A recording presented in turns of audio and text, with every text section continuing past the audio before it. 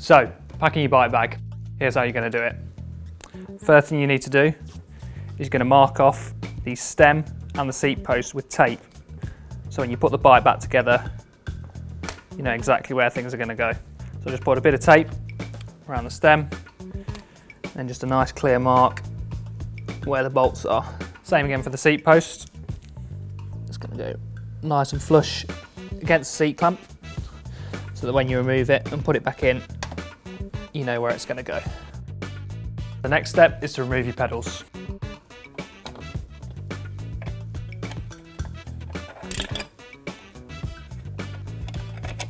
I'm now going to remove the bars. On some bikes, you need to remove the stem and the bars, but on ours, it's just the bars.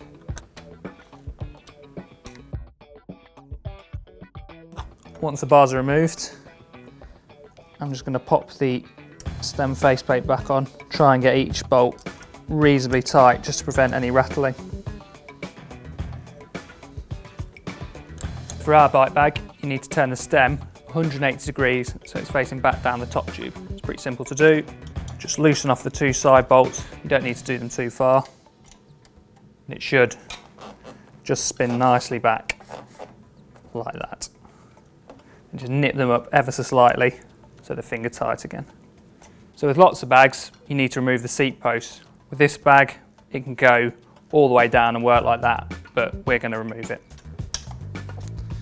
As you can see when I'm pulling it out, you can see where I've marked it with the tape. So the next step is to take the wheels out. Before you do that, it's a good idea to make sure the chain is on the front largest chain ring and the rear smallest sprocket. I'm going to start with the front wheel.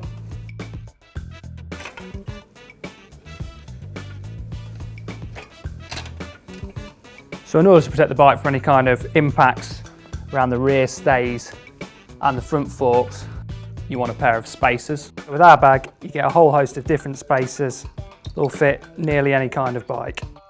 If you don't have the spacers, another good idea is to use an old pair of hubs or an old axle to go in the front and the rear. Failing that, the last ditch effort is to stuff a load of cardboard, clothes or anything there. Just protect the front and the back of the frame from impacts. So these spacers go in pretty simply. Just slot in like that, and then you use the skewer from the wheel.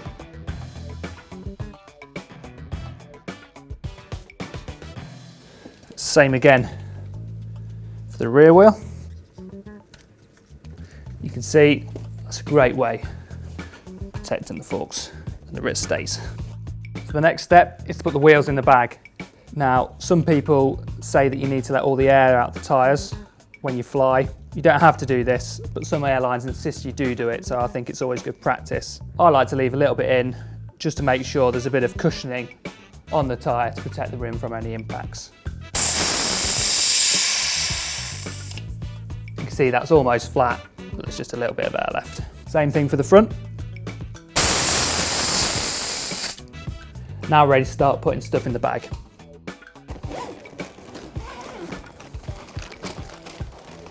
So with our bag, you get these pockets to put the wheels in. Super simple.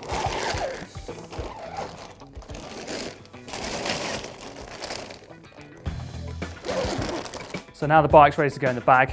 The one last step you want to do before you pop it in there is to get a bit of bubble wrap or cardboard and wrap that around the chain. This just stops it from damaging the frame in transit or the oily chain, getting your bag dirty.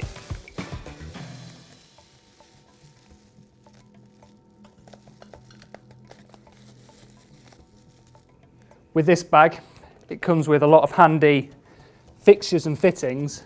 They're going to protect the bottom of the bike when it's travelling. Some bags don't have this, so a good idea is to use bubble wrap, pipe lagging, or even cardboard, just to protect the bike as much as you can from any impacts. Put the front fork into the compartment here. As you can see, it's got a little block which the axle protector sits in. So the front fork rests on this block here, and then there's a Velcro strap which holds everything in place.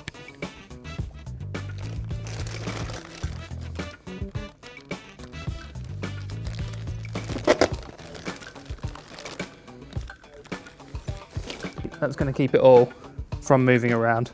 The next step is to place the bottom bracket on the tall middle block. Now, depending on the size of your bike, these blocks can move, so they can be pulled out and shifted along. If you don't have a block, really good practice is to just pad this bottom bit out really well with cardboard and bubble wrap to make sure the chain ring isn't going to get damaged by any impacts. So as you can see, the block is protecting the chain ring by taking the weight of the bike. Now I'm going to move around to the rear of the bike.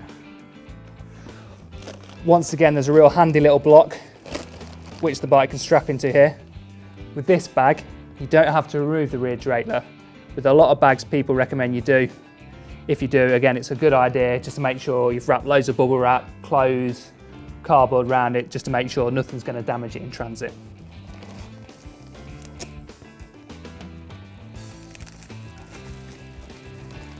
So that's the frame all secured now. I just need to go and tidy up the bars. So our bag's got lots of handy little straps, which are really good when you're popping the bars against the bike. I put one around the stem and the bars like that. And then you get one, and that goes around the bars and the frame just here.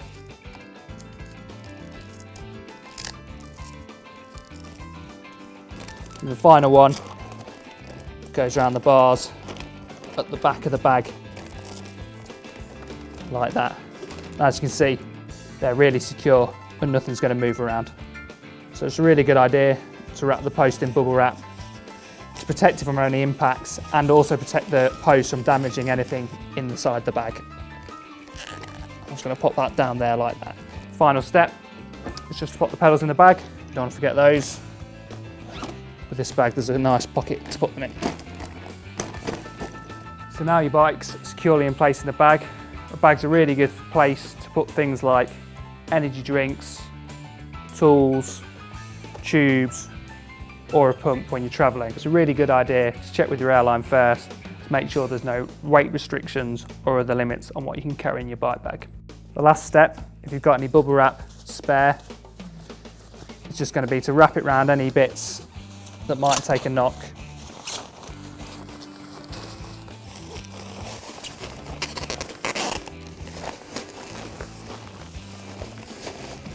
Then just give everything a quick check to make sure nothing's going to move or rattle around in the bag. And then it's just a matter of sealing the bag up.